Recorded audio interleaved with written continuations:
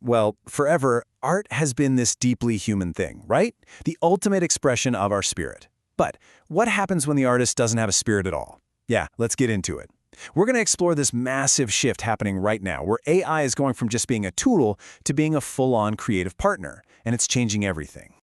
This quote from the philosopher Zoran really just cuts right to the chase. It's the big question, the central tension we're going to try and unravel here.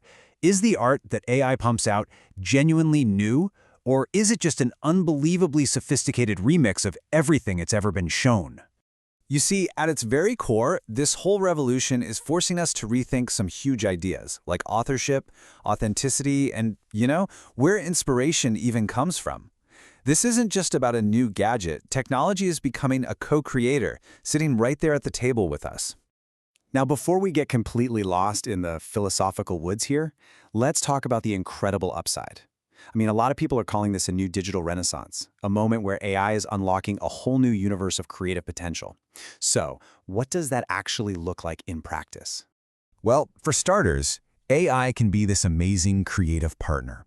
Think of it as creative augmentation, an assistant that handles all the boring, tedious stuff so artists can actually focus on the big picture. It helps us dream up totally novel art forms, styles that a human might never have even imagined.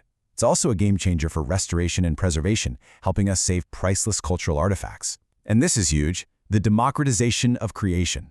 It's lowering the bar so that way more people can express themselves artistically. Plus, it can create these deeply personalized experiences, curating art that's tailored specifically to you.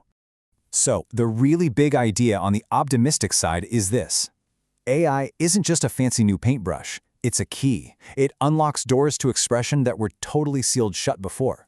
It empowers artists to go places we never thought possible, and, maybe just as importantly, invites so many more people into the creative process. Okay, and here's where we pivot. Because with all this incredible new power right at our fingertips, we have to stop and ask the tough question. Is there a hidden cost to all of this?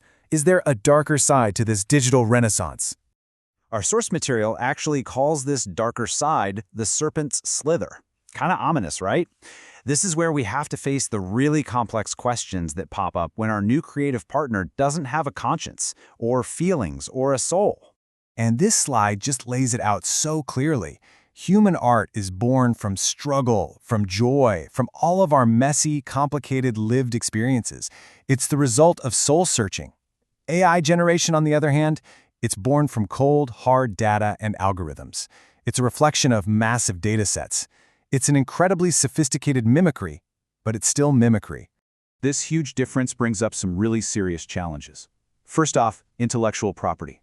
Who owns a piece of art that's generated from a million other pieces? The line with plagiarism gets super blurry. Then you've got the potential devaluation of human artistry. What happens to the value of skill and craft when anyone can just type a prompt to create a masterpiece? We also run the risk of homogenization and bias, where AI is trained on existing data just keeps spitting out the same dominant styles over and over. And that can lead to these artistic filter bubbles, where we just get trapped in an echo chamber of our own tastes, never seeing anything new.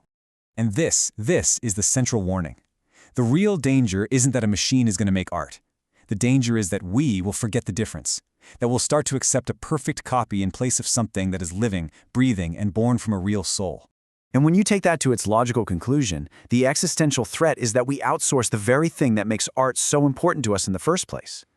The struggle, the journey of self-discovery, the process of turning our pain and our joy into something beautiful, that's how we grow as people.